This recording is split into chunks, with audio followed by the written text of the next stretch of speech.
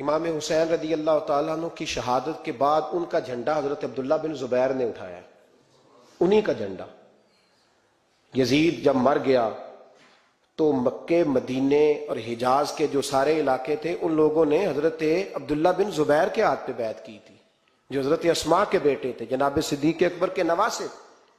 وہ خلیفہ بن گئے، امیر بن گئے مسلمان۔ دوسری سائیڈ پہ، شام والی سائیڈ پہ عبد الملک بن مروان بنا۔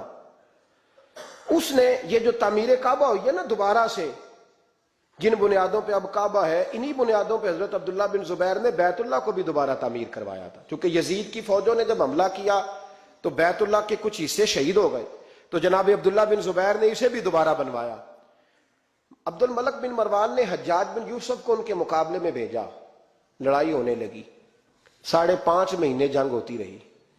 حضرت عبداللہ بن زبیر کی فوجیں، کچھ تو شہید ہو گئے لوگ، کچھ بکھر گئے، آپ اکیلے رہ گئے۔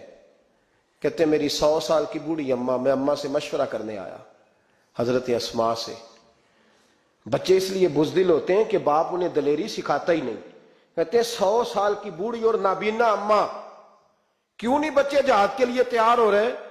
مائیں کہتی ہیں شاید گھر میں رہیں گے تو موت نہیں آئے گی، شاید یہ اندر رہیں گے تو بچ جائیں گے۔ فرماتے 100 سال کی بوڑھی اماں سے جا کے کہا اماں اب تو میں تقریباً اکیلا رہ گیا ہوں، کیا کروں؟ تو کہتے میری ماں کہنے لگی حضرت اسماء، بیٹے پہلے تو یہ بتا کہ تو حق پہ ہے کہ نہیں؟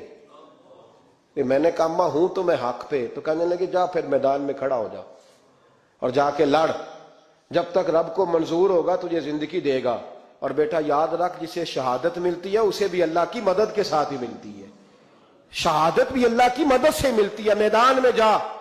تو کہتے میں نے اپنی اماں سے کہا اماں یہ جو حجاج ہے بڑا ظالم ہے، سنا ہے جب کسی کو قتل کرتا ہے تو لاش کے ٹکڑے ٹکڑے کر دیتا ہے، وجود سارا کاٹ ڈالتا ہے۔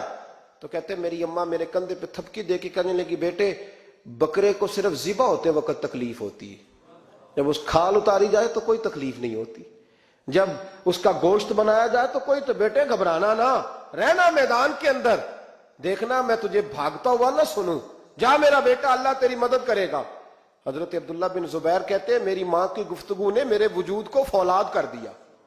فرماتے جذبہ جہاد میری اماں نے میرے سینے میں بھر دیا۔ جب میں نکلا میدان میں تو حضرت اسماء پھر پکارنے لگی، کہنے لگی عبداللہ یہ یاد رکھنا کہ تم اس کے بیٹے ہو جس کو میرے نبی نے اپنا حواری کہا تھا۔